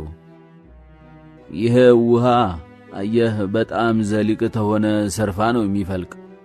ቆሻሻው ደፍኖ አላስወጣው ሲል ወደዚያው ወደ መጣበት ቁልቁል ይመለስና ሌላ መውጫ ይፈልጋል። 30 ሜትር አልፎም 100 ሜትር ሊርቅ ይችላል። የምንጭን ባህሪ አሳምሬ ነው የማውቀው። ልክ እንደ ቆንጆ ልጃገረድ ናቸው። ቸል ስትላቸው ጥለው ህብስ ይላሉ። በቃ ግን እኮ አምና በዚያ በኩል ሳልፍ አንድ ጥግ ለምልሞ አይቼዋለሁኝ። እዚያ ግድም አሁንም ውሃ መኖሩን ያሳያል አለ ዳቦ ጋጋሪው። የነበረ መሆኑን በል አለ ፓፒዮ። ጥድ ማለት አንድ ጊዜ ጥሩ አድርጎ ስር ተሰደደ ምን የሚፈልገው ነገር የለም። ይሄ አሁን የምትለው ጥድ ቢያንስ 100 ዘበን ይሆነዋል። ቢሆንም እኮ እስካሁን አዳዲስ ቅርንጫፍ እያቆጠቆጠ ስለሆነ ብሎ ፍሎክሴን ሳይጨርስ ፓፒዮ በቁጣ አቋረጠው። አንተ ላፕሬቴ ባውራ ስለ ምንጭ ምን ታውቃለህ? ቢርኖ የሚቀዳ ተምንጭ ይሆን? ይህች ምንጭ ላትወጣ ሰምጣለች ነው ምልህ። የወይራ ዛፎችም አልቆላቸዋል። መሬቱም የሰርዶ መፈንጫ ሆኗል። በስንት ድካም ትንሽ ነገር ማብቀል ቢቻል እንኳን ወፍና ሞራ አንድም ሳይቀር ይጨርሰዋል ነው ምልህ። ምናልባት 80 ሰው ተሰብስቦ ቢሰማራበትና 15,000 ፍራንክ የሚፈጅ ጥርታ አጥሮ ቢጠበቅ 4 ፍሬ ቲማቲም 30 ራስ ድንችና 50 ኪሎ ሽምብራ ይሰጥ ይሆናል። ያንን ለመሸጡ 2 ኪሎ ሜትር መጓዝም እንዳላት ዘንጉ። ይሄው ነው ሐቁ አለው ጎላ። እኔ በበኩሌ በነጻ ልስጥህ ቢሉኝም አልነካው። ያንኑ ዕለት ማታ ጎላና አጎቱ እራታቸውን ከበሉ በኋላ ወይን ጠጃቸውን እየኮመኮሙ በጉዳዩ ላይ ሰፋ ያለ ውይይት አደረጉ። ጎላ ነገውኑ ክሪስፓ ወርጄ ፍሎሬትን ካላነጋገርሁ አለ። ማይቃጣውን ሲል ፓፒዮ ተቃወመ። ሄደህ ተጠየቅማ ለይዞታ የተንሰፈሰፍክ ይመስላቸውና ዋጋውን እዚያ ላይ ነው የሚሰቅሉት። አንተም አታውቀው ሌላ ነገር አለ። ለእኛ መሆኑን ታወቀች ፍሎሬት አልሸጥም ነው የምትል። እንዴት? ፓፒዮ የምጸት ፈገግታ አሳየና እንዲያውም ዝም ብላ እሷ ይሄው ናት አለ። እንግዲህ እንዴት ሊሆን ነው? የኔን ዘዴ ብለህ አድምጥ አለና ፓፒዮ ፒፓውን መሙላት ጀመረ።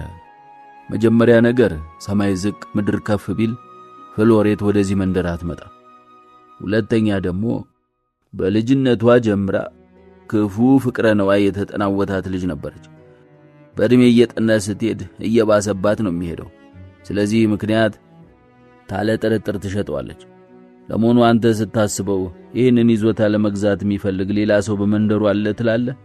ይህንን ስልህ አቅሙ ታላቸው መሃል ማለቴ ነው። ጎላ ጥቂት አሰበና ማንም የሚፈልገው ያለ አይመስለኝም። መሬት ያጣ ሰው የለም። ሁሉም ተሚፈልገው በላይ ነው የያዘው። ደሞስ ባድማውን ለቆ ማን ይመጣል? ተውጭ ሀገር ግን ሌላ ሰው ሊመጣ ይችላል አለ። ምን ሊያረግ? የጓሮ አትክልት ሊያበቅል ወይ አበባ ሊተክል ልክ እንደኔው ውሃ እንደሆነ ምንጭቱ አለች። እንዲያ ነው። አሁን አመጣኸው። ምንጭቱ ባትኖርሳ ይሄ መሬት ምን እርባና ይኖረዋል? ምንም አለ ጎላ። ግን ምንጭቱ አለች። ፓፔው ፈገግ አለና ፒፓውን ጎረሰ። ከዚያም ጎላን በዓይኑ ጠቀስ አደረገውና ብዙ ጊዜ ረጅም ጊዜ ወስዶ ትንባሆውን አቀጣጠለው። ቀጠለና ለስለስ ባለ ድምፅ እንዳየሃት ተሶስት እጅ በላይ ድፍናት። በዚያ ላይ ደግሞ እንዲያው በድንገት እንዲያው በአጋጣሚ አንድየዋን ብትደፈንሳ። ጎላ ግራ ግብት ብሎታል። እንዴ በድንገት በምን አይነት አጋጣሚ አለ። ለምሳሌ በምንጭቱ እኩል አንድ ከረጢት ሲሚንቶ ተሸክመ ታልፋለህ እንበል። ልክ ምንጭቱ አፍ ዘንዳ ስትደርስ አድጦ ብትወድቅ ሲሚንቶ ምንጭቱ አፍ ላይ ተደፍቶ ሊደፍናት አይችል? ጎላ ለቅጽበት ያህል ግር ብሎት ቆየና ነገሩ ሲገባው በሳቅ ፈነዳ። ከዚያም ፓፔ ከይሲነ በቃ ነገ ወፍ ሳይንጫጫ ሄደን እንደፍናታለን። ይሄ ነው ዘዴው፣ አጋጣሚው ውብ አጋጣሚ ነው እያለ በሳቂን ከተከት ጀመረ። ወዲያው ግን ሳቁም በድንገት አቆመና ኮስተር አለ። ብቻ አንድ ችግር አለ። ይህችን ምንጭ መንደሩ ያውቃታል። ቅድም ክበቡ ውስጥ ስለ እሷ ሲያወሩ አልነበረም? ልክ ነህ። ግን የውጭ ሰው መጥቶ ለማየት ቢፈልግ ስለ ምንጭቱ ማንም አይነግረውም። ይልቅ ስለ ነገ ሥራችን ዝግጅት እንጀምር። በል አሁን ሲሚንቶውን አዘጋጅ። አንድ ባሊ ብቻ ይበቃሃል። ደሞ ወፈር ያለ እንጨት አምጣና 2 አጭር ጉማጅ ቆርጠህ አስቀምጥ። ልክ ጠርሙስ የሚያካክሉ ሆነው ጫፋቸው ሾል ይበል። ደረቅ እንጨት ነው የሚሆን። እርጥበት ታለው እሳቱ ዳር አድርገህ አድርቀው። ይህንን ተበቃን። እስቲ ሌላ ጨዋታ እንጫወት። እኔ ለቀጋይት ሳልውል ሳላድር ልጽፍላት አስቤያለሁ። ማናት ቀጋይት? አታውቃትም? አንተ ሳትወለድ ነው መንደሩን ጥላ ሄደች። ጎረምሶች ሊስሟት ሲጠጉ እንደ ቀጋ በጥፍሯ ይዛ ትሞሸልቃቸው ነበር። በዚያ ቀጋይት ብለናት ቀረን። ለዚህ እንዲመቻት ብላ ጥፍሯን ሾል እያደረገች ነበር የምትቆርጣቸው። በዚህ በጣም ተፈርታና ተከብራ ትኖር ነበር። ቄሱ እንኳን ለመልካም ልጃገረድ ምሳሌ የሚጠቅስ እሷን ነበር። ታዲያ ምን ይሆናል?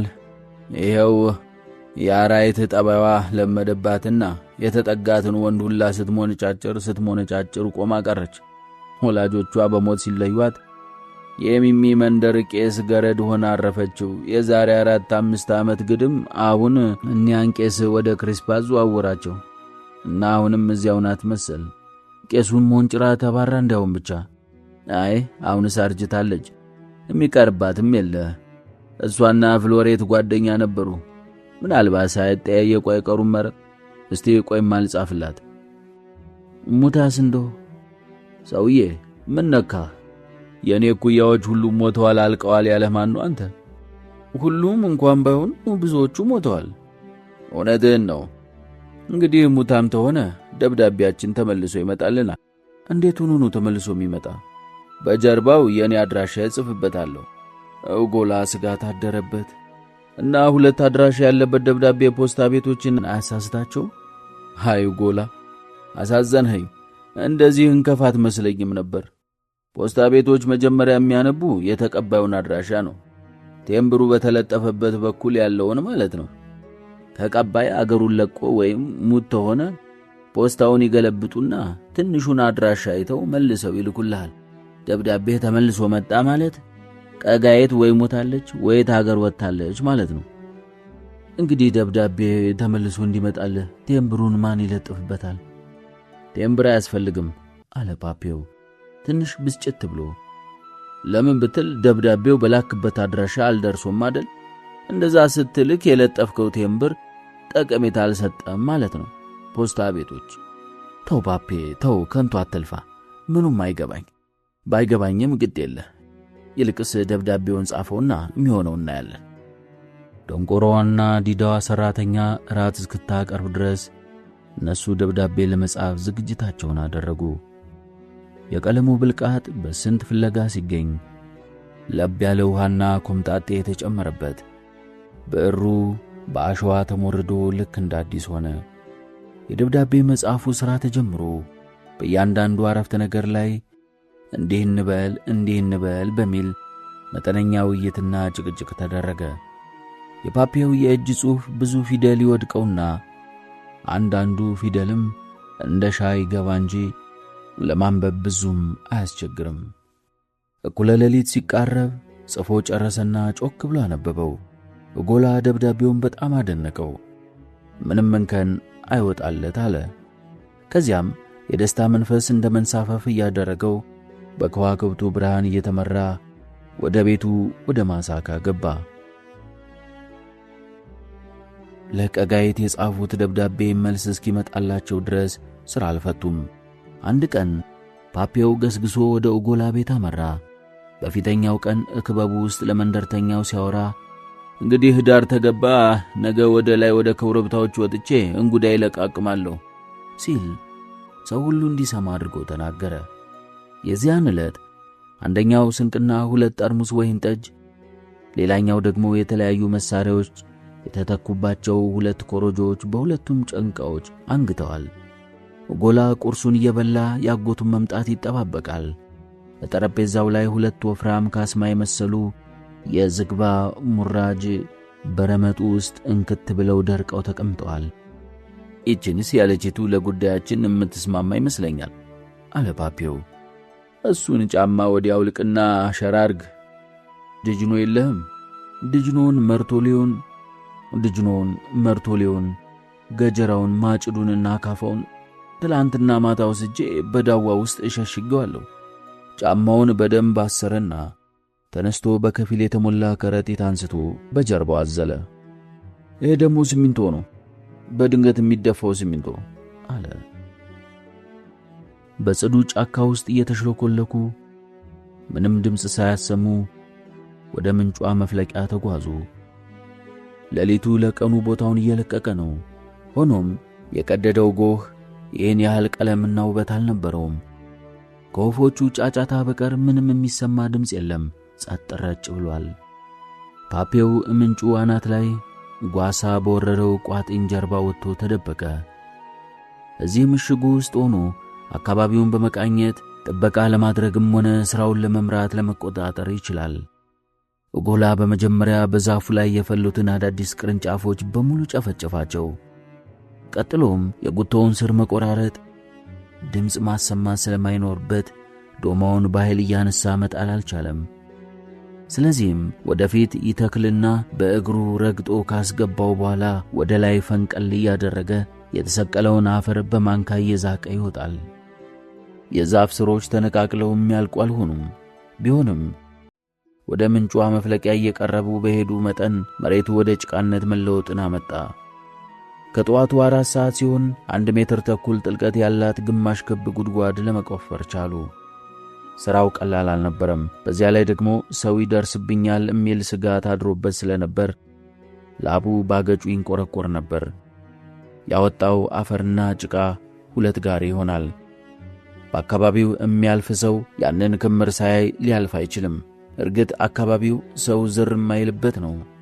ግን ለተንኮሉ በእንደዚህ ያለ ወቅት ነው አንዱ ሲንቀዠቀዥ የሚመጣ። አልፎ አልፎ ፓፒያው ከተደበቀበት ቦታ ሆኖ በሹክሹክታ አይዞ ጋሊኔት፣ ምንም የለም፣ ማንም የለም፣ እንዲያም ስለ ሥራህን አታውቁም ይለዋል። የተቻለኝን መቼም እየሞከርኩ ነው አለ ኦጎላ። ሥራ ስሩ እኮ ነው አላሰራኝ አለ። በትልልቆች ስሮች ዙሪያ እንደ ጠጉር ቸፍ ብሎ መቼ ተቆርጦ ያልቃል። በዚያ ጭቃ ውስጥ ገጀራውን እያወናጨፈ ሥራ ስሮቹን ይጨፈጭፋል። ደግነቱ ጭቃው ድምፁን አደንቁሮለታል።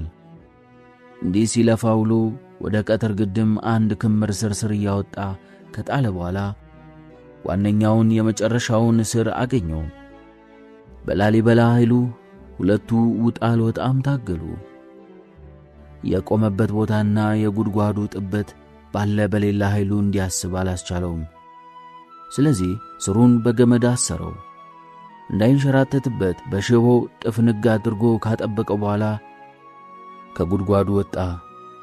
ከዚያም ምንጭቅ እያደረገ ይስበው ጀመር። በሦስተኛው ሙከራ ስሩ ተመዞ ወጣ። እሱን ተከትሎ ውሃው ሲወጣ ጭቃ የነበረው ጉድጓድ በውሃ ሽቅብ ግፊት ይተረማመስ ጀመር። በዚህ ጊዜ ኡጎላ የሚይዘው የሚጨብጠው ጠፍቶ ተሸበረ።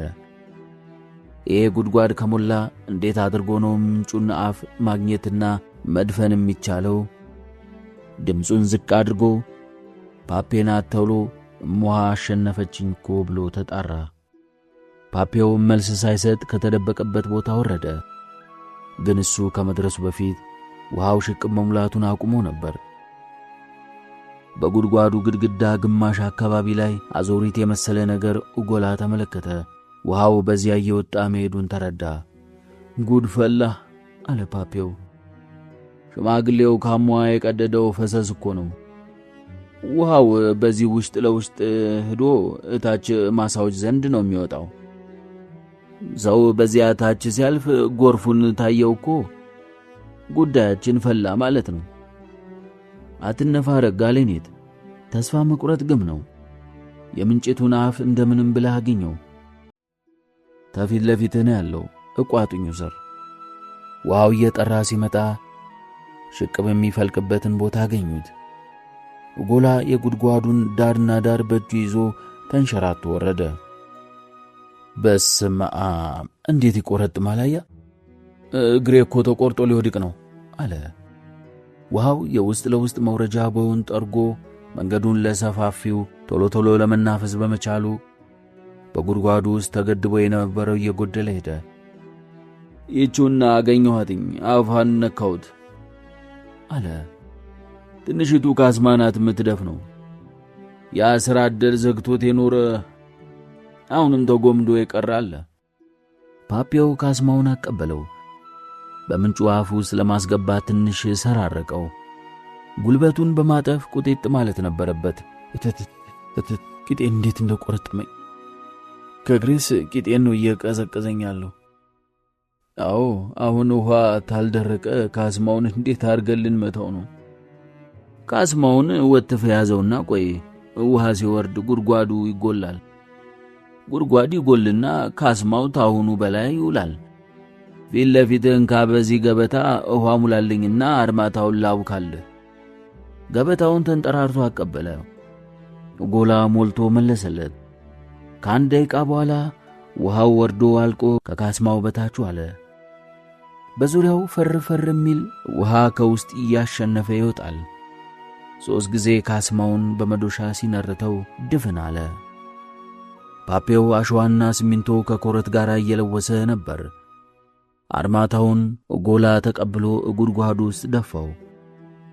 አይ ቤዛ ፓፔ አለው ኡጎላ። በኋላ መልሰ ክፈትም ባለ እኔ ነኝ። ፓፔው ወደ ጥበቃው ተመለሰ። ኡጎላ ቀደም ሲል እየዛቀና እየቆነጠረ ያወጣውን የአፈርና የጭቃ ክምር መልሶ በጉድጓዱ ሲሞላ ፓፔው ጎንበስ አለ። ቀጥ በል አትነቃነቅ፣ ድምፅ ይሰማኛል አለ። እቤቱ ውስጥ ነው መሰለኝ። ፓፔው አሸዋና ሲሚንቶ ከኮረት ጋር እየለወሰ ነበር። አርማታውን ኡጎላ ተቀብሎ ጉድጓዱ ውስጥ ደፋው። ቀጥ በል አትነቃነቅ፣ ድምፅ ይሰማኛል አለ። እቤት ውስጥ ነው መሰል። ጸጥ ብለው አዳመጡ። ከረጅም ጊዜ በኋላ በግርግሙ ውስጥ ጓ ጓ የሚል ድምፅ ተሰማ። መቼም የስትንፋስ መንፈስ አይሆንም አለ ኡጎላ። አይጦች ናቸው።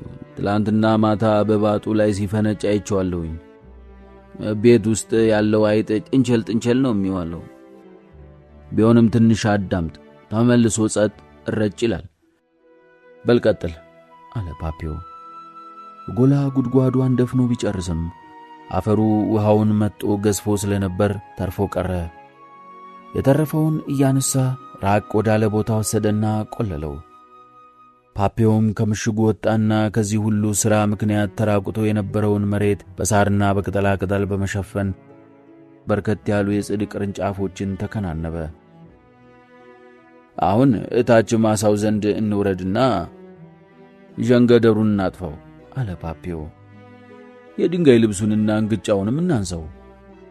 የውስጥ ለውስጥ ቦይ በደንብ ሠራዋን ሰርታ ስለነበር ውሃው ሜዳው ላይ 2 መስመር ሰርቶ ተንጣሎ አገኙት። ያንተ ያለ አለው ጎላ። አሁን ይህንን ሰው ቢያየው እሱን ለእኔ ተውልኝ፣ አንተ ዠንገደሩን ንቀል አለና ፓፔው ከወደቀው አጥር አንዱን እንጨት አንስቶ በመጥረቢያው ሾል አደረገው። ውሃው የተገደበበትን ሜዳ በዚያ መሳሪያ አለፍ እያለ ወጋጋው። በአንድ አፍታ ውሃው በጉድጓዶቹ ውስጥ እየገባ ስለተቆጣጠረው ተሰወረ። ቀዳዳዎቹን በእግሩ ፈልሰስ እያደረገ ከደፈናቸው በኋላ የረጠበውን መሬት በደረቅ ቅጠል ሸፈነው። በሰፊው ተጋኖ የነበረውን የድንጋይ ልብስ አንስቶ በጣጥሶ ዳዋ በዋጠው ማሳ ውስጥ በተነው። ጎላ በበኩሉ እቅፍ ሙሉ ዠንገደር ነቅሎ ተሸክሞ ምን ማለቅ ያለውና ገና ይህንንም ያህል ይቀራል እያለ መጣ። እንመለስበታለን አለ ፓፔው። ለዛሬ በቃል የቀጥር ጸሎት ደወል ተደውሏል። እስታሁን እህል ባፋችን ሳይዞር ነው የዋልነው። መቼም እኔ ሞርሙሮኛል። በልና እንሂድ። የነቀለውን ዠንገደርና የዛፉን ስር ቁርጥራጭ በአንድነት ሰብስበው ካሰሩት በኋላ መሳሪያዎቻቸውን አሸፉ። ጋራው ላይ ወጠን እንብላ አለ። ለምን ተብሎ? አንተ ቤት እንሂድና መስኮታችንን ዘግተን በልተን ስናበቃ ትንሽ እንተኛለን። ጎላ መሳሪያዎቹን ተሸክሞ ፓፔውን እየተከተለ ወደ ማሳካ ወረዱ። እዚያም በሩንና መስኮቱን ግጥም አድርገው ዘጉና ፋኖሳቸውን አብርተዋል። ከመካከላቸው አንድም ቃል የተነፈሰ አልነበረም። ተሸክመው ያመጡት የሥራ ስርና የዠንገደር ክምር ምድጃው ውስጥ ተማግዶ እሳት በከበበው።